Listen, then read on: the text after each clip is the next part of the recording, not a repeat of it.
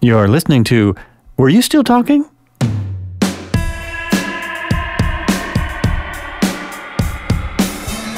Hey everyone, thanks again for listening. A quick show note. The Zoom meeting kept having interruptions, so when it sounds like I'm talking over my guest, it's really just Zoom having a problem. It's not me, it's Zoom. So I do a little more editing than usual. You might not even notice this, but I thought I would jump in and let you know that when she gets cut off, it's the meeting, and sometimes the recording worked and sometimes it didn't. All right, back to the show.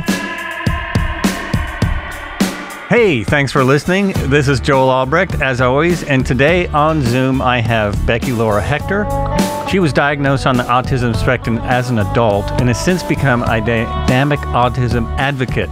Bit of a tongue twister. She's a consultant, speaker, and author with a focus on living an active, positive life.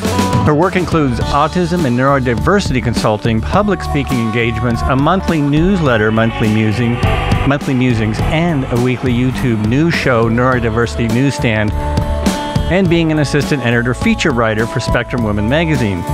Becca has published multiple articles and books about life on the autism spectrum with the goal of spreading acceptance, building understanding, and encouraging self-advocacy. Becca left nonprofit to pursue dual certifications as a certified autism specialist, CSA, and cognitive specialist, BCCS, and to open her autism and neurodiversity consulting business.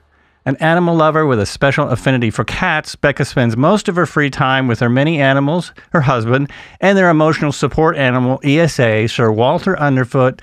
Sir Walter Underfoot travels, does woofing engagements, and has his very own Instagram, which I follow. Really amazing looking animal.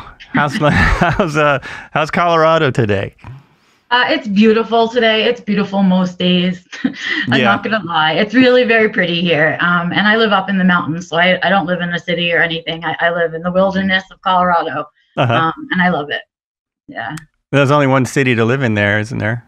Well, there's two. Boulder, there's two. If you want to count Boulder and Denver, okay. I guess. We have a few. You can almost count Boulder. No, I live far away from neighbors. That's nice. That's nice. So if we have internet troubles, it's because she lives far away from neighbors. Don't worry about it. I'll edit it out anyway. And how, this is the question I always have to ask for my wife and also myself, because we follow Sir Walter Underfoot. How many animals do you have now? A lot. I have 6 cats inside. I have 2 cats outside. I have 4 dogs and 2 snakes. Wow. That is the current house, yes. All right. No, that's nice. That's great. And what kind of snakes? They are ball pythons, both of them. Okay. So like how old? One of them's about 3. The other one's about 6. Mm-hmm. They've got a long time to go. They do, very yeah. Unexciting creatures.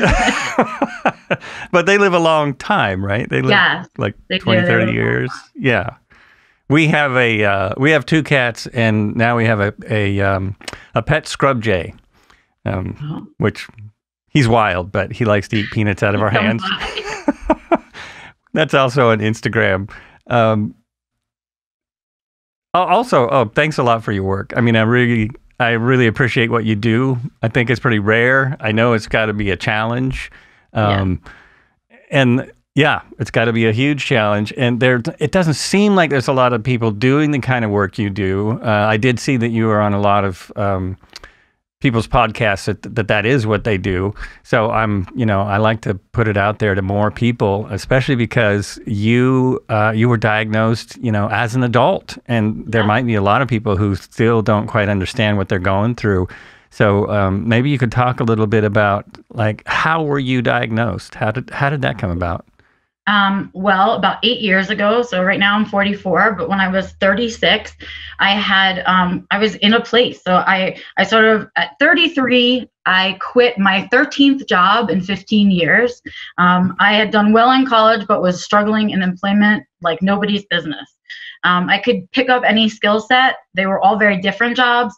But once I kind of had mastered the skill set and I started to notice the people around me and their social things and stuff would get confusing, or I'd get frustrated, and my direct bluntness would come in the way of things. And so I'd end up quitting or getting fired. And that's just kind of the routine. So I would have a job for 3 or 4 months. then I'd lose my job, I'd be out for a few months, get another job, and it was just this recurring cycle. So I didn't have a career, I just had jobs, you know, just trying to function as an adult, quote unquote, is supposed to, right? And I was trying to do that very much. But that last job at age 33, I had what is known within the autism community as a burnout. I basically was in a meeting with my boss and his boss, and I was asking for an accommodation about my schedule. And somewhere in the middle of it, I kind of realized that I wasn't going to get the accommodation that I was asking for. And I literally heard my brain crack. Like, I remember hearing and feeling like my brain split in half. And I just walked out and left and went back to my mom's house, crawled into the bed I grew up in, and didn't come out. I spent 3 years in bed. So from 33 to 36, I was suicidal, in bed, homebound, and just kind of breathing, really. And that's it. And I was with my mom. And so I was the only child of a single mom. It was just the two of us. And so we were just living like that. And I'd had migraines my whole life. And they had always said to me, if your migraines change, if anything about them is different, always let us know, come check it out, blah, blah, blah, all this whole thing, right? So my whole life since 9 years old, I'd sort of been in that cycle with migraines. Well, my migraines changed and I started to do all the things I was supposed to do, journal and calendar it and see what it is and this whole thing. And because I was homebound and I wanted to know more, rather than go to the doctor, I went to WebMD. And on WebMD, I started to look around for what might be going on with my migraines. I was having this smell that nobody else could smell, and it was like preceding my migraines. And so I'm looking for things. So olfactory hallucinations comes up, pituitary tumors comes up, a whole bunch of other things. And they were too scary. So I went to Wikipedia. And I started going on in there. And that's sort of like a vortex. You know, you read the thing, you click on something on the bottom, you're on to the next one, and it just goes on and on. So I was doing that on there. And I came across something called sensory processing disorder. And I started to read about it. And I thought, well, this sounds extremely familiar to me. How odd. Like, side note, put that aside. That was interesting, you know? And so I just kind of took that. And at the bottom of that article was Asperger's syndrome. And I clicked on that, and I had never heard of Asperger's syndrome. I had heard of autism, but I grew up in the 80s. So autism in the 80s was a very specific thing. It was white boys that either were behavioral problems in the classroom or were non-speaking. That's it. So I didn't fit any of those categories or anything. So in my head, you know, kids that were autistic went to a separate school. They took separate transportation. We don't touch them. We get the cooties, right? It was very much, that was the mentality. We freely use the R word all over the place. There was, you know, that's the way that I grew up, right? And so reading this thing about autism was like absurd to me. It was so crazy. But there I was reading this thing about Asperger's syndrome, and I felt like I was reading my biography. So I, not knowing what else to do, I took the link and I emailed it to my mom. I didn't tell her anything ahead of time. I wanted her to have a non-biased opinion about it. So I waited 3 days for her to check her email, and finally she does, and came into my room and said, "Oh my God, you found it. We've been looking for it your whole life. This is it. Where do you want to go and take care of it?" And that was the moment. That was the moment when my whole life changed. That's really amazing. I mean, there's a lot of interesting things I got from that story. I mean, one is I'm a musician and an actor and know a lot of them. And we can relate to a lot of what you were talking about. Having 13 jobs. Yeah, a lot of us do that. Right? A lot of us do that in our 20s and 30s. A lot of artists go through the same thing. You know, it makes me curious how many might be on the scale. You know, and obviously a lot of them have been diagnosed that way. Yeah, a lot of them are. So that was very interesting. And also the fact that you got something off the internet that was useful. That's the thing that struck me. I mean, it was lots of labor to get there, but I got there. Yeah, because I've had mysterious problems also, and still looking, but sometimes you find some really good information on there. So that's absolutely amazing. And then, so where did you go from there? Because I'm actually very curious, like, what is Asperger's for us completely ignorant people, and how does that, is that a medical diagnosis or a neurological diagnosis, or is it strictly diagnostic? Thank you. Okay, so first of all, I was diagnosed about almost 10 years ago. So when I was diagnosed, we still used the term Asperger's syndrome. At the time, there's a big fancy book called the DSM, which is the one that supposedly all therapists use, and they're all supposed to use it for the coding of your insurance, essentially, is what the book is for. This is what your client has. This is the code we use, blah, blah, blah. Yeah. But in it, we have all of the descriptors about all of the mental illnesses that we function about, right? So in there, we had separated autism and Asperger's. We had said Asperger's is like autism, but it's also kind of different. And then there's classic autism or Canner autism, which is the one that I was describing when I was talking about myself, where someone is typically non-speaking or a behavior problem or has very external stims that everyone can see, stuff like that. And that's typical Canner autism, right? And what we see with people who were at the time diagnosed with Asperger's syndrome, people had generally clumped together higher IQs, tended to not have issues with speaking, tend to be high functioning is what they like to say, and things like that. Now, we're now in the DSM-5. And it's 10 years later. And in the making of the DSM-5, they realized that Asperger's syndrome is very much a part of the autism category. And really the differences aren't as easy as they were describing previously. So what they did was they umbrellaed us and they said, we're going to call it autism spectrum disorder now. And under it are all of the things. So there were a bunch of different psychological diagnoses that were under there: Asperger's, autism, personality disorder, not otherwise associated. They had all these other ones, right? But the point is, what they did was they brought out the new book and said they're all autism under this autism spectrum disorder. So all of us that were diagnosed with Asperger's can now freely say we have autism, and we don't have to say that we're this separate thing. Which really brought our community together. It was really an opportunity to stop separating us into groups and kind of use our strengths with each other in that way. So we're sort of in that place. So what is it? Well, it hides itself in this DSM book. So on a very surface level, we treat it as a psychological issue, right? That is the handbook that it falls under. However, it's called a neurodevelopmental disorder. So if you pay attention, it means that your neurology is developing differently, right? And that is very much a biological situation. That is not, right? It's very much a medical, quote unquote, situation, a neurologist situation, right? So what my answer to you is that is the floaty place that autism lies in. People tell us we have mental health issues, and that's not quite true. And people also tell us that we need a cure because we're medically broken, right? And that's not true either. And so there's been a lot of assumptions about autism. It now kind of freely floats in this space, which... Oh, shoot, froze. Oh, it was such a good train of thought. Okay, I'm just going to wait. I know it'll come back. Is not psychological or... Oh, now the video's gone. Can you hear me? Yep, I did that. Oh, okay. Sorry. Sometimes you need to come back faster. Yes, it's true. That worked. You came right back when you did that. There you go. Okay.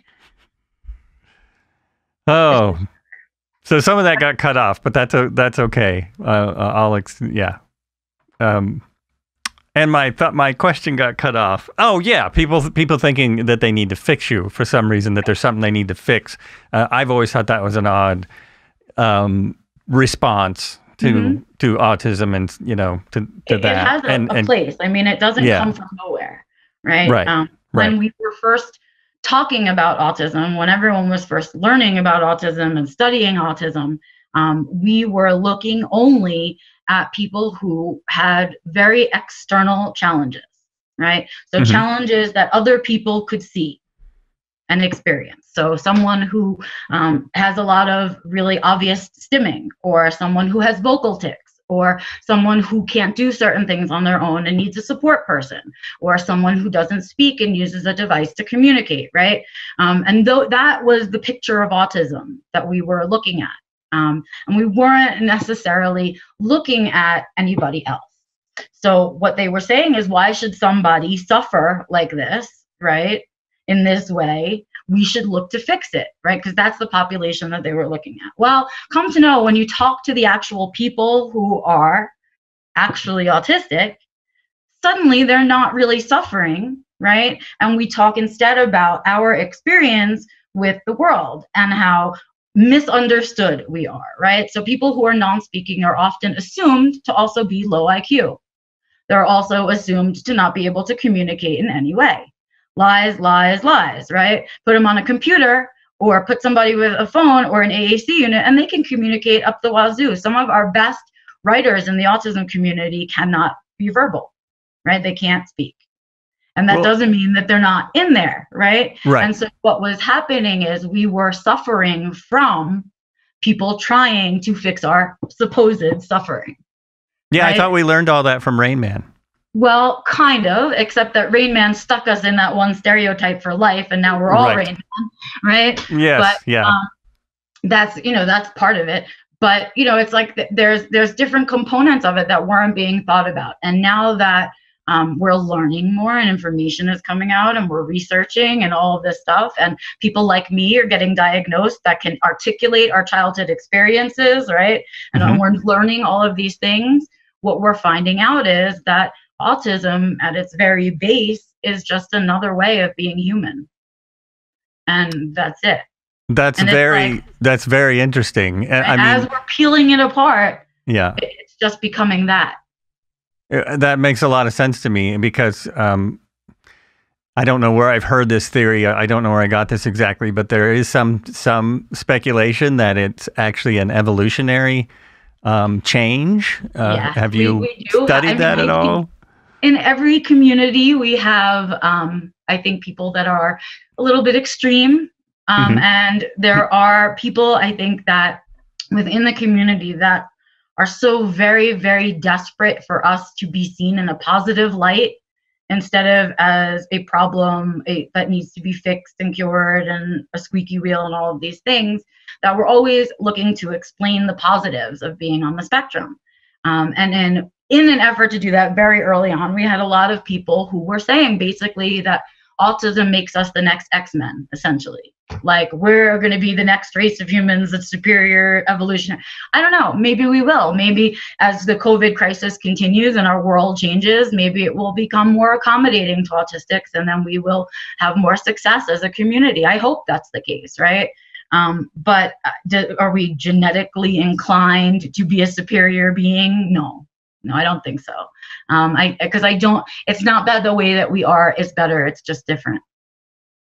It's just different, right? Yeah, I was thinking more of not necessarily superhumans, but evolution is very clumsy, and maybe our brain is maybe the human race's brain is changing a little bit. Evolution is very slow, so maybe some people are, and this has probably always been true, but we haven't seen it because, like you say, people that had this. That were like this were just put away forever. I mean, how many thousands of years? How can we ever know, right? Yeah, how can we ever know? Because they would have been put away, in prisons not very long ago. They would have been put in institutions. Not very long ago. Not very long ago, like 50s, 60s. Right. Yeah. We just recently closed some of the worst of these places, right? Like, just recently. It's a little scary when we think about how recent it is, right? And there is the possibility, of course, that this is a step. We also, evolution it is sloppy, and there's missteps in evolution, and there's failures in evolution, and there's successes, right? And that's the way that it all processes out. But I think what we're seeing now is that and this is a little bit woo-woo, so you can ride me with this one if you want. But I think as a society, we're moving more to be so tech-based. And that everything is becoming more accommodating, more convenient, right? And in that process, autistics are finding success because we're accepting different and we're accepting a new way of doing things.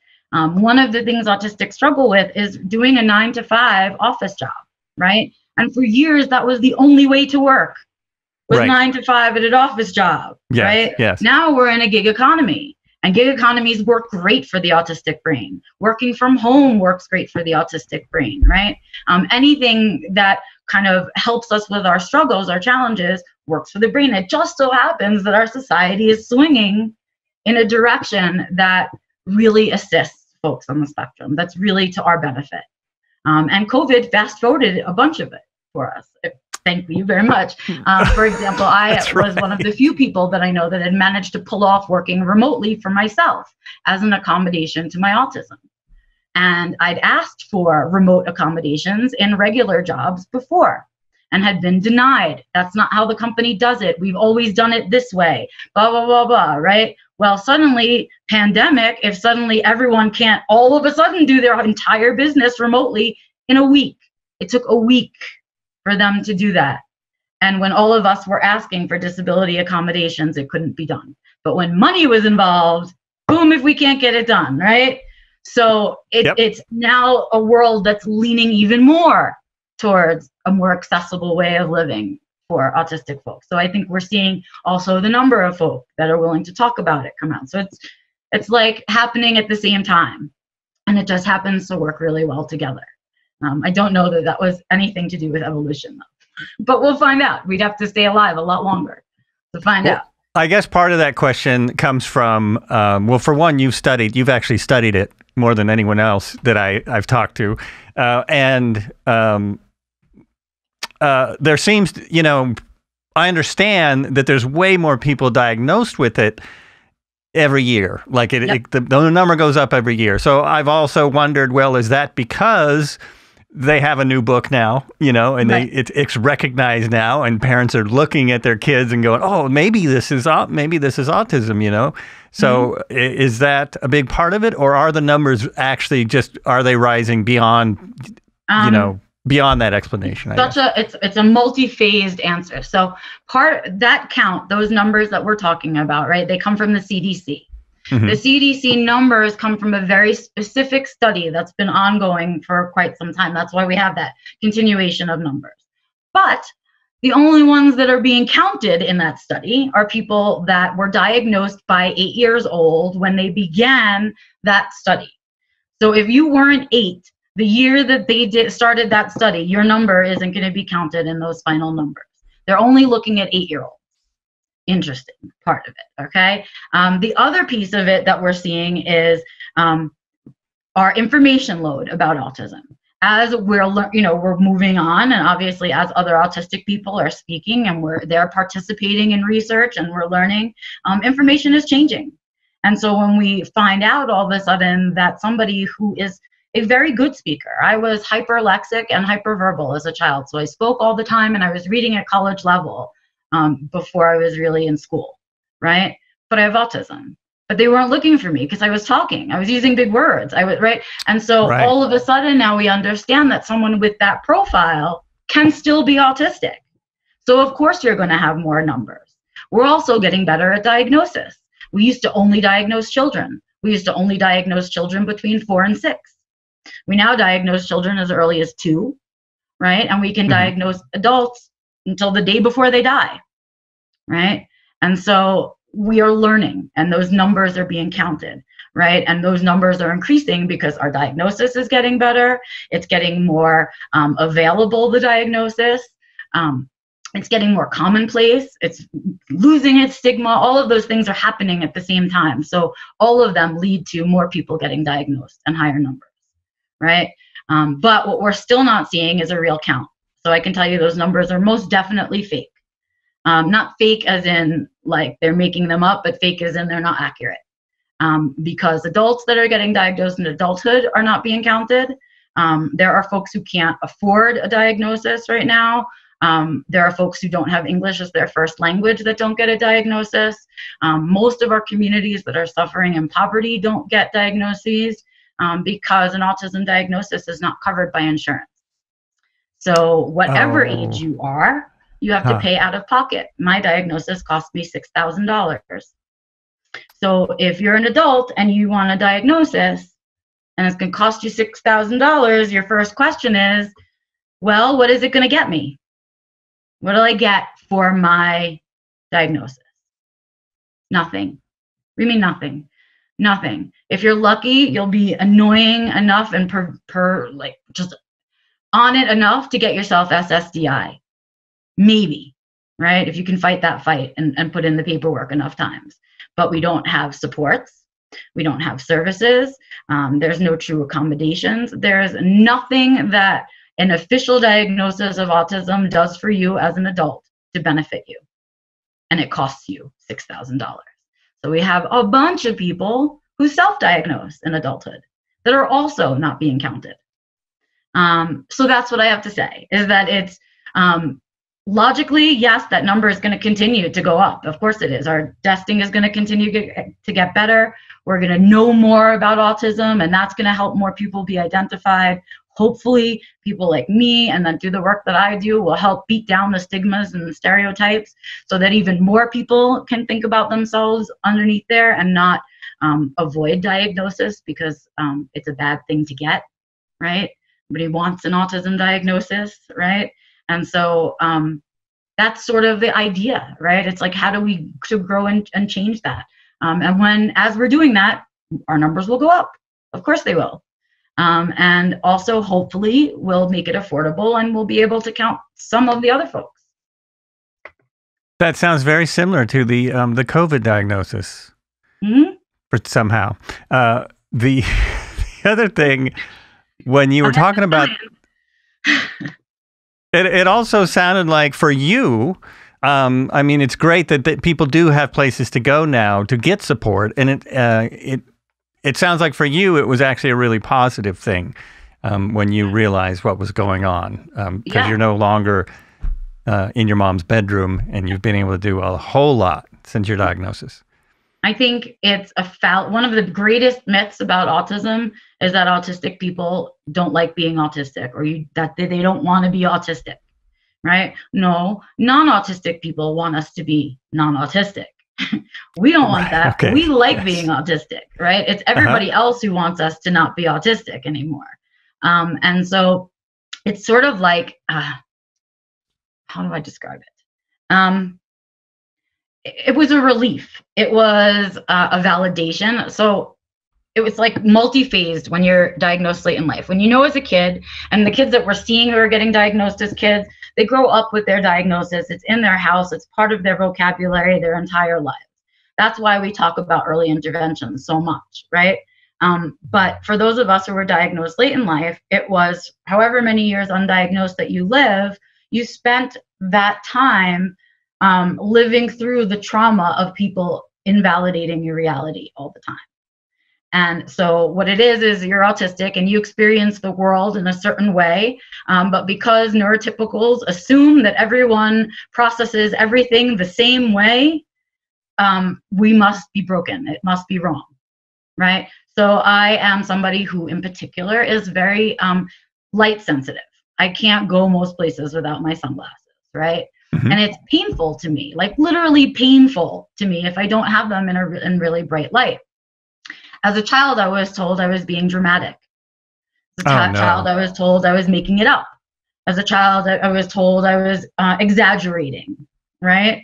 And that meant somebody telling me that what I was experiencing was an untruth, right? And that's invalidating. Do that for 36 years, and suddenly you don't believe in yourself anymore. Yeah, that's very interesting. And the word the word for the rest of us being neurotypicals, that almost sounds like I don't know. Some of us might not want to be so typical, but it's interesting. It's interesting labels put on anybody. Now, here's one of my really silly, bizarre questions. Elon Musk. You think he's on the spectrum? Gone. Well, I'll have to edit that out. Terrible question anyway. I see your picture. Yep, it's just me. One participant. Okay. Oh, I didn't know I could do that. I'm going to hang. So I am so sorry. That's okay. I asked a really silly question and then you were gone. I thought I was I heard the question and I was so excited to answer it. Okay. Whether I think Elon Musk is on the spectrum. And I want to say, kind of hope not. He's a little scary. Oh, okay. See, I thought it would be encouraging for people. I don't know. I mean, there's some part of me that feels like he's diabolical in some way. Right. I can see that. I can understand that. But I think a lot of that, it seems to me, a lot of that is because he has no social skills. I mean, he's proven that over and over that he has limited social skills. Yeah. Some of it, I think, is that he has a lot of money, so he doesn't have to have social skills. Right. And then that started very early in his life. Yeah, he's had a lot of money for a long time. So that definitely can make people lose a lot of skills. Yes, that's true. I just always wonder about that guy because, he maybe he's a lot to wonder about. He's like the evil genius. He's definitely like the evil genius. Right, exactly. Yeah. Wait, is he going to save the world or is he going to destroy it? Yeah. What's happening there? Absolutely. There's a lot to wonder. Jeez. So, let's see, do people treat you differently and how do you want to be treated? Yes, people treat me differently, but only when they know that I have autism. So it makes for an interesting thing. I'm somebody who now, obviously, I live openly and loud, autistic, out all over the place. So if you've known me for 5 seconds, then you'll know that I'm autistic. It's no longer an option for me. But it used to be. We use a lot of the same language that the LGBT community uses. So I passed for a very long time as neurotypical. I can still mask my autism and pass as neurotypical if I want to, but it's exhausting.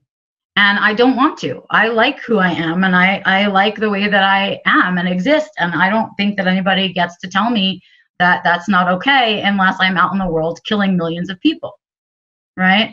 And so that's something that I had to get used to. That's something that had to come to be. But the thing that people used to say to me all the time, these are the pitfalls. So I'll give you the pitfalls of autism conversation. Someone tells you they're autistic, do not say, you don't look autistic.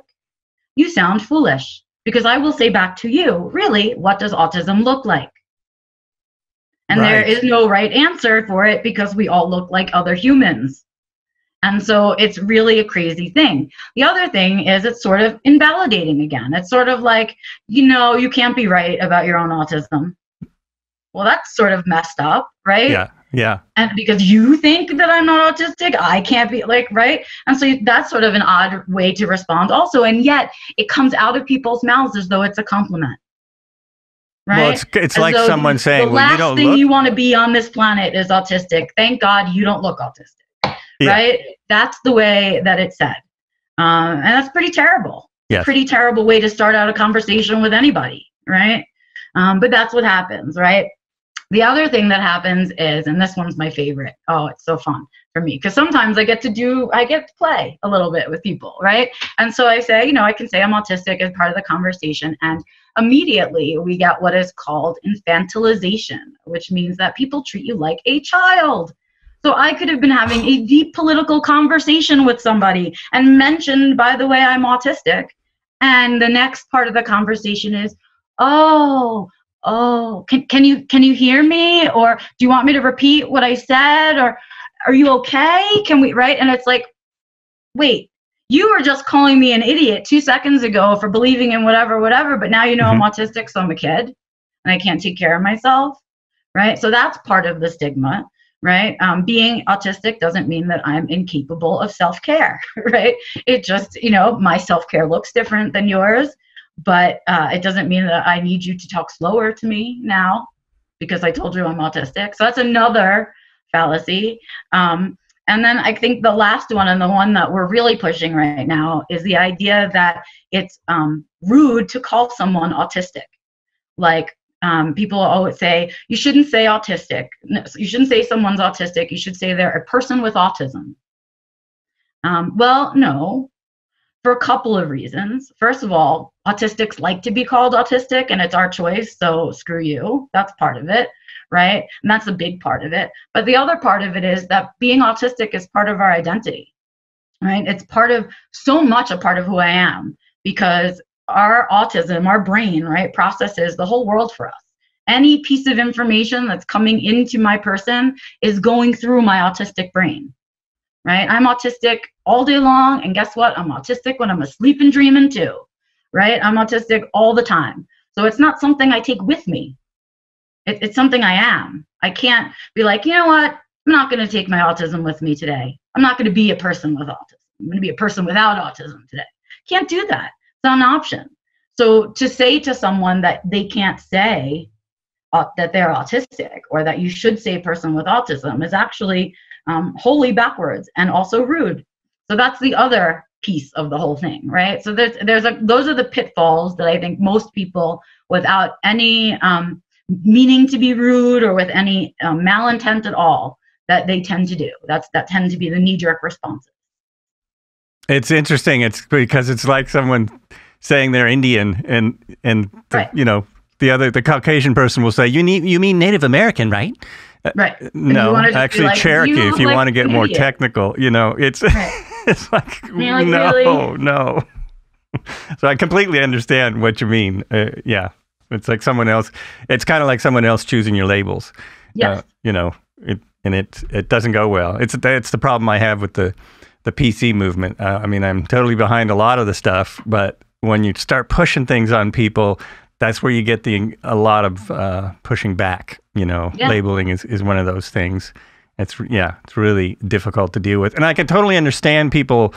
I get your point about how you could pass as an idiot, or what do you call it? Neurotypical. Yeah. Neurotypical.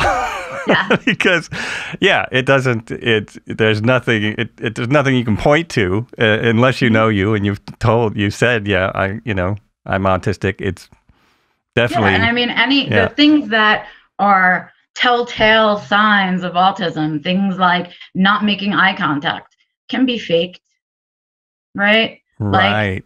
Like, I don't look at people in the eye. I look at them right between their eyebrows. Oh, interesting. Eyes are weird. They creep me out. It's uncomfortable to look in the eyes. So I cheat. Why? Because it's easier than having someone tell me that I'm not listening because I'm not looking at them in the eye, right? And so there are lots of little coping and masking mechanisms that autistics do to pass as neurotypical. Things that, for whatever reason, matter to the social neurotypical brain, but do not matter at all to the autistic brain, like eye contact, right? And so it's an interesting thing. It's like, when you're autistic in today's world, you learn as a child to translate your autistic brain into neurotypical brain so you can communicate with other people, right? But now that our numbers are growing, it'd be awfully nice if some of the time neurotypicals did some things the other way and they translated the other way. But what we're finding out is that the neurotypical brain doesn't have that capacity necessarily. To do, it's easier for autistics to translate into neurotypical and that way, and then take it in as neurotypical and translate to autistic, right, inside themselves, than for the neurotypical brain to do the opposite. We don't know why. My guess is because autistics have been doing it since they were children, and it's much easier to learn a foreign language when you're a kid, right? And so that's where I think it comes from. But it'd be nice if the world was a little bit different than that, and I wondered that when you were saying it too. Is it just the way our brain was trained? As little kids, we're taught certain things. We're taught all the social cues when we're really, really, as soon as you can walk and talk to another person, you start learning all this stuff that you think the other person is supposed to act like. You would make a really good. You could do acting very easily because you've already learned how to. Yeah. You already know how. You're already faking it when you look at someone. I mean, it's one of those things. I studied theater from when I was 8 to 18. Right? Okay. Why? Yeah. First of all, because obviously I wasn't very good at giving people what they wanted, right? And I couldn't figure it out. So when you took theater classes, that was an easy way to experiment with embarrassing yourself and experiment with different ways of being and kind of get in the habit of putting on that mask and doing those things. The other thing that it did for me by accident is that it really gave me the ability to connect my brain and my body, which is something that the autistic brain struggles with. And so I have lots of issues with coordination, and I have issues with my facial expressions. But when you're in a theater class, those are exactly the things that you work on, is your facial expressions and the emotions and how you're carrying your body and how you're using your voice, right? And so unbeknownst to me, I was doing my own therapy, right? I was doing all the things that they would have therapized me for now through theater classes. And that was a really, really lucky thing. The other part of it is that theater people are weird. And so when you're weird, hanging out with other weird people is a really good way to hide, you know? Yep, I absolutely know. Yeah. I love hanging out with theater people because they're weird. And you know, most people that get into theater and do a lot of theater, and it translates into film too. Film people are even weirder. I mean, yeah, then you because then you not only have the weird actors, but you have all the crew, and someone that's going to spend their life working that hard on that kind of it's artistic project and doing things no one else really does. Yep. They're different, you know. They're very, very different types of people. The truth is that's exactly the kind of, when we find autistics that have had success in life, they have found a place where their strength and their interest and the job match. So when, for example, really famous autistic, John Robison, written a bunch of books. He was an engineer for metal rock bands, a sound engineer, because his sound sensitivity and his pitch is perfect and all of these things. And he's so detail oriented. So he was a fantastic, like, at the soundboard, right? And magnificent at it. So nobody gave him a hard time for being different because he was really successful at this one thing. Well, what happens when the one thing you're really good at is so weird that you can't find a job, right? Or that kind of thing, and you can't find the place. Autistics hide in the most interesting places. A lot of them hide in those kind of really specific jobs, really specific skill sets. But the other place they hide is in the university community, where they get to major in their favorite thing and talk about it all day long and teach it to people that have to listen, right? So they hide there too, because that's another place where the autistic strengths are what you need for the job, right? Is the ability to talk about the same damn thing every semester. Right. That makes a lot of sense because I've always wondered how people do that for their entire life. Not only teach university, but most people who are teaching at a university have gone to 10, 12, you know, sometimes 14 years of college. Yep. Even after they start teaching, they love school. They love that atmosphere, and that that makes way more sense to me. That it's because they feel right there. That feels comfortable to them, you know, to keep learning and do a ton of reading. And, you know, when you're teaching other people, you don't necessarily have to relate to them. Nope. Yeah. Especially not in a college environment, right? That's totally up to you if you want to be a professor that takes questions or a professor that doesn't, you know? It's certainly, you know, it's up to you and your way of being. And I think that in and of itself makes it a comfortable environment. But what we aren't doing is saying to autistics, what's the comfortable environment for you? Or what do you like? Or what do you want to try? Or, hey, Bobby, I know you're only 8 years old, but you seem to really like blocks. You want to look into architecture or something? You know what I mean? Like, instead of taking those kids and saying, well, let's work with what you love and what you're interested in and let that thing get us where we need to go. They don't. They're told not to do their special interest. It's taken away from them as a punishment and reward system, right? And it's used in a way that you would use to train an animal, right? Oh yeah, right. Same concept, right? Instead of saying, hey, this is the thing you're really good at. It's the thing you really love. It's where you want to put your energy. How can we use it, right? What if mom spends some time, you know, learning about Thomas the Tank Engine so that she can have a conversation with you using the language that you want to use, instead of complaining that your kid only wants to talk about Thomas the Tank Engine and doesn't have normal conversation, right? Because it's two sides of the same coin. Yeah, I've thought that about education kind of in general, for anybody. You know, we everything is so structured in the educational system, even, you know, even at home, even when you're little kids, everything, and you're supposed to, the other thing that blows my mind is people expect you to have a dream when you're 8 years old because they hear about, you know, a famous person who started doing whatever they're doing. For me, it's drummers. I hate drummers that say, well, I started at 3 years old.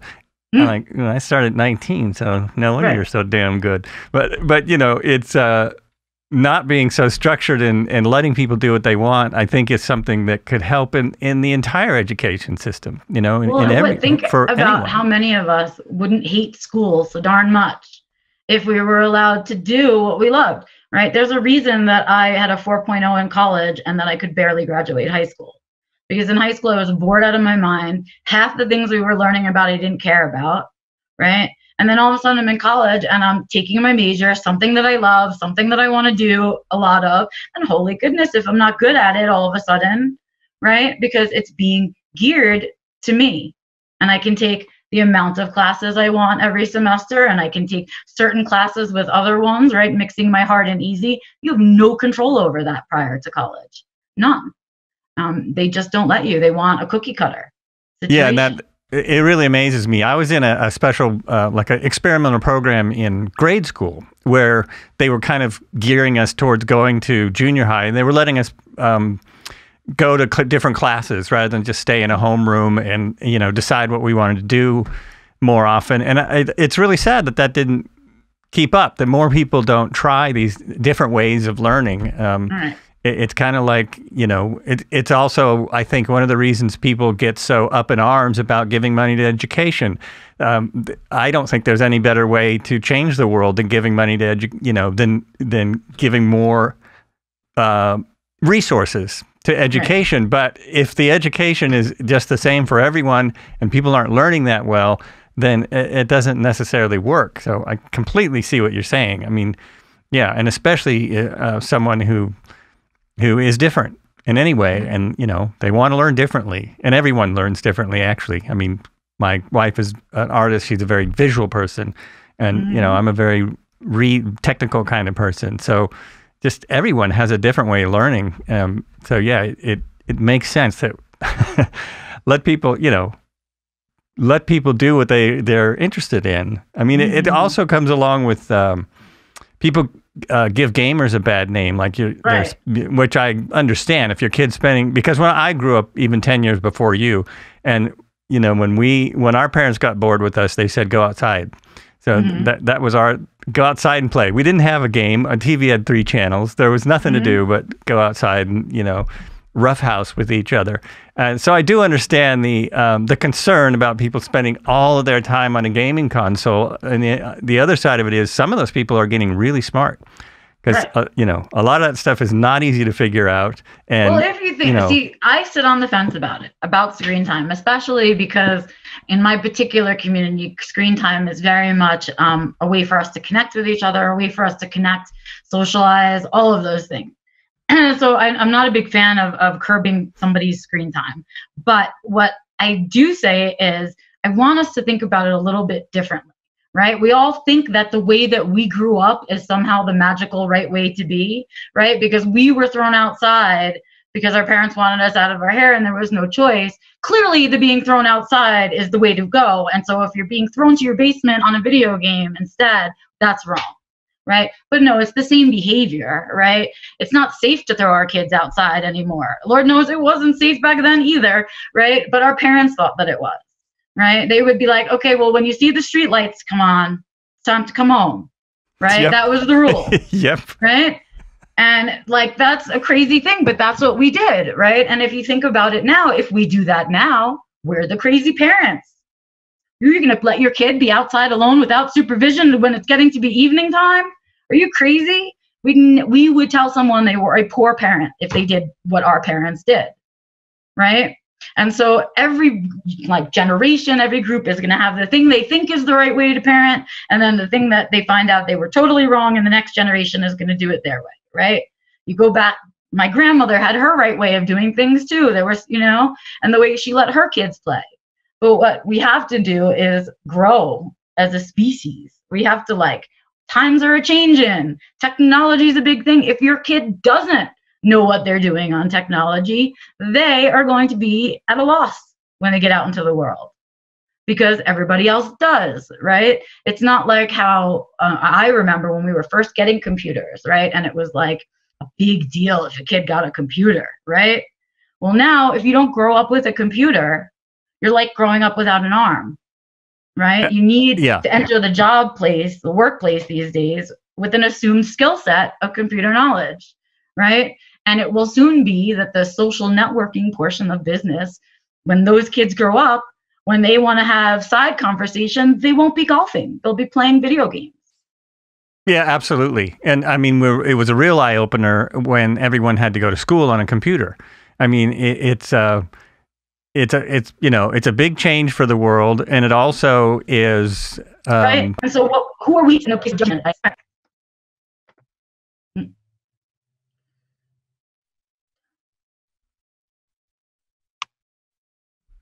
All right, coming back. There we go. Okay, there we are. Okay.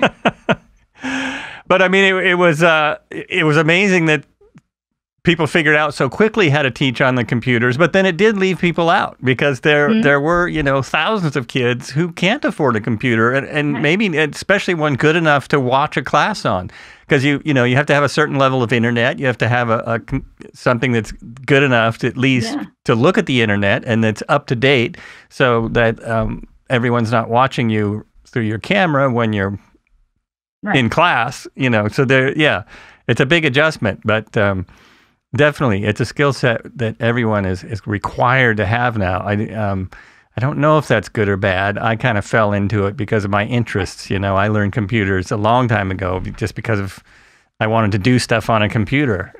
But now, it's more like you have to learn. That, right? If somebody had cultivated that interest in you, somebody had said, oh, you're really good at computers and you really seem to get it and you're like interested in it, that very well could have been a career for you, right? And that very well could have been a very profitable career for you, considering the time that you were coming up in, right? But it was the new thing. Can't trust that. Right? Too new, too scary. So nobody, right? But that was the mentality, right? These days, I think parents would say, hey, learn that new skill. You never know what you're going to need, because that's the world we live in now, right? We don't live in that safety bubble that 70s and 80s were, where everybody had a job. They kept the same job at the phone company for 40 years. Then they retired, right? It's not like that in the world anymore. And so we have to accommodate, and we have to teach our children in that way. We have to teach them for the now, not for the what was. Oh, absolutely. Absolutely. The only thing I was talking about with sending people outside is that fresh air is very important. Oh, yeah. That's all. It's more like, movement and seeing the sun and talking to trees and things. That's important stuff. But that's the other side of that, is you got to set a little bit of time aside. Statistically, the only reason the world looks scarier is because there's more news about the world. Definitely. It's actually safer. Yeah, we know more. But as far as incidents, per population, the most areas are safer for kids, which is interesting. Yeah, when my parents were throwing me outside till the lights were on, we were talking about all the people out in the white van. Don't get kidnapped by the white van guy, right? Because that was all the news we had. We had that one scary thing, and that was the one scary thing. Right. Now there's so many scary things. And we had no idea how many of those white vans were around. No, everybody had a white van. We all had the same white van. I mean, we didn't know as a society how many of those people were actually out there, because it turns out now, when we look back, it was a lot of them. It's I'm watching shows about the serial killers in the beginning of that study, and it's really scary. It's like no one had no police communicated with each other, so they had no idea about that was happening all over the country. Same thing. Yep. All different people. Your kid out till the lights come on. Fortunately, there was only 30 or 40 of them, so as far as the entire populace, your chances were still pretty low. But no one knew about them at all. Right. When we didn't talk about it. We didn't talk about it in school. No. It wasn't all over our news. Nothing. No, and we didn't watch the news. I mean, that's something I didn't start watching the news till 9/11. That's when I started kind of being glued to the news. And a little bit, I lived in Los Angeles, and we had 3 different massive incidents where the things were on the news 24 hours a day, earthquakes, fires, riots, those kind of things, which so that's when I kind of start. But as a kid and a young adult even, I never watched the news at all. It wasn't interesting to me. And now I watch the news knowing it's completely wrong, or you Right. know, not And just to get mad about it. Just to get mad about and yell it, at it for being wrong. It's like my news says the things that I'll get mad about, and Right. the other side's news says the things that they'll get mad about, and most of it's wrong. You know, if you really research the story, it's like, well, you got that totally wrong. You know, if there's ever a story that you're close to, which has happened to me, like I knew the actual story and I saw the national news story, I was like, whoa, that's not even close. What? Right. And then everybody's believing that story. That's the story everybody knows. That's a scary thing, is that everyone believes that story. So if you put out a story that, you know, COVID-19 is not very dangerous, and that hits the news, national news, and perhaps it is very dangerous for certain people, then it causes a huge problem. It causes a huge problem. We're seeing that now. I mean, even people in the news talk about how it turned into entertainment. News shouldn't be entertainment exactly. I mean, it can be entertaining, but you hopefully would hope there's some fact in there somewhere that keeps it from being a cool graphic on the screen. But, you know, you never know. And I think that a lot of that did it. I remember, though, it sort of beginning with the Challenger explosion. When the Challenger explosion happened, they got their own graphic. It was like the first time that a news story had its own little graphic on the TV. I remember just being like, this is so weird. Why, you know, what is this happening? And that, I feel like news started to change around then.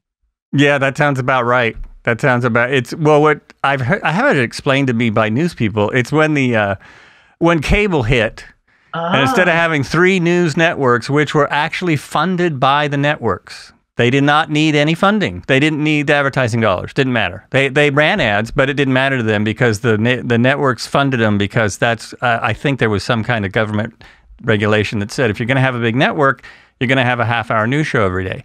And so the news was they were independent, basically, and they reported, they really dug into stories. Plus they had weeks and even months. Right. Where now we have seconds. So cable hit, this is a total tangent, but cable hit, and suddenly there's not 3 news networks, there's 10. And now there's, you know, there's everybody on the internet is a news network. Right. And that turned it into a competition where if you don't get the story out immediately, you're behind and you're no longer news somehow. And that's where it turned into entertainment. And now it's just, I can go on, but I won't. I know. It's terrible. It really is. And it's, you know, I work with a community that it's fairly easy to take advantage of, right? That really wants to believe that what people who say they're supposed to speak the truth aren't speaking the truth. And that's just not the way the world is. And you know, we get a lot of folks who, like when COVID started to come out, and it was early in the beginning, it was a lot of mixed messages. There was no idea what was really happening, you know, because they had to come out so fast. We have to tell it before we know it, right? It was the mentality. Yeah. And it freaks out people, the speed at which the information is coming. And often at that time, it's usually cross-hatching. So it's like they're saying opposing things from each other all over the place. And there's no way to kind of decide what's real. How do you figure out in that mishmash what is the real and what should I do to protect myself? And so I ended up telling a lot of people, like, stop watching so much, like stop doing it so much. Right. Because part of it is that if you sit there all day long, you will see a new news story every 10 minutes if you want to. But if you wait, you know, you check it in the morning and then you check it in the evening, if it was important enough for everyone to be talking about it, you'll find out in the evening. It'll be there. Somebody will be talking about it. You know, and then you miss out on the little fly by night stories that are unimportant, right? The other thing is to just pick 1 or 2 places that you like your news from and just stay there. Like, stick with your news. You know, I followed the CDC. I felt like, you know, they're not great, but at least they're better than what I would consider the majority of entertainment news stations. So I followed the CDC and I followed the World Health Organization, because those ones were the ones that felt like they were giving out actual information that would be helpful to me in the now, right? Rather than speculating or assuming or whatever. And by doing that, I didn't have to take in all of the nonsense that was out there. I just had to take in what I needed, right? To functionally get by.